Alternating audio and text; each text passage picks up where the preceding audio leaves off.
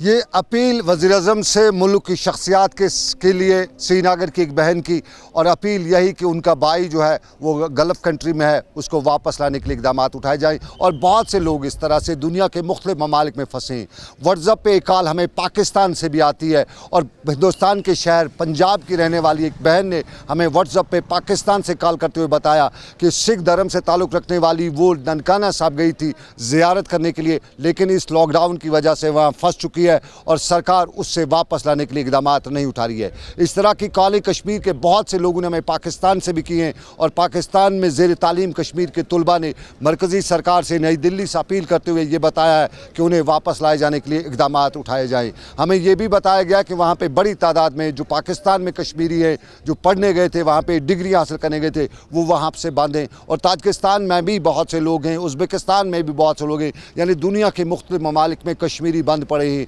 और उन्हें वापस लाने के लिए इक़दाम उठाए जाने की ज़रूरत भी है। ये इक़दाम की बात, लेकिन कल ही आपको याद होगा कि 40 से 45 किलोग्राम की बारूदी सुरंग पुलिस ने दावा किया था कि उन्होंने ज़ब्त किया, एक बड़े हादसे को टाला है। और आज भी लाइन ऑफ कंट्रोल पर 110 mm का मोर्टर भी पुलिस ने नाकारा बनाया है। राजौरी पुंछ के बालाकोट सेक्टर में ये वाक़ा पेश आया है। क्या है पूरी जानकारी इसकी, सीधा जमशेद मलिक के पास राजौरी चलते हैं। जमशेद, क्या है सूरत हाल और क्या किया इंतज़ामिया ने? ये 120 mm का मोटार कितना बड़ा होता है, ज़रा हमें तफसील से बताइए, और कितने ख़तरे की घंटी है, ये कब आया था, ज़रा ये भी बताइए, कैसे आया, इसकी भी तफसील दीजिएगा।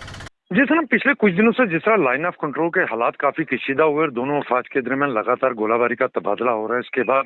अगर हम ये कहें कि गोलाबारी के दौरान जहां लाइन ऑफ कंट्रोल के नजदीक के लोगों को काफी मुश्किलात का सामना करना पड़ता है, मगर गोलाबारी के थमने के बाद भी इन लोगों की मुश्किलें, क्योंकि दोनों अफवाज के दरमियान होने वाली गोलाबारी में कई बम ऐसे हैं जो जिंदा रह जाते हैं। और इसी तरह का एक जिंदा शल जो है बालाकोट के नजदीक एक गाँव में पाया गया, जिसकी इत्तला फौज को दी गई, और फौज ने बड़ी मशक्कत के, क्योंकि इस जमीन के लगभग 8 फुट नीचे चला गया हुआ था जहां ये ब्लास्ट नहीं हो पाया। उसके बाद लगभग 6 घंटे की मशक्कत के बाद फौज ने एक गहरा खड्डा खोदा, और गड्ढे को खोदने के बाद इसको डिफ्यूज किया, क्योंकि इन इलाकों की अगर हम बात करें राजौरी पुंछ में, तो यहाँ लाइन ऑफ कंट्रोल पर इस तरह के वाकत काफी पेश आते हैं, जहाँ गोलाबारी के बाद जिंदा शल जहाँ लोगों के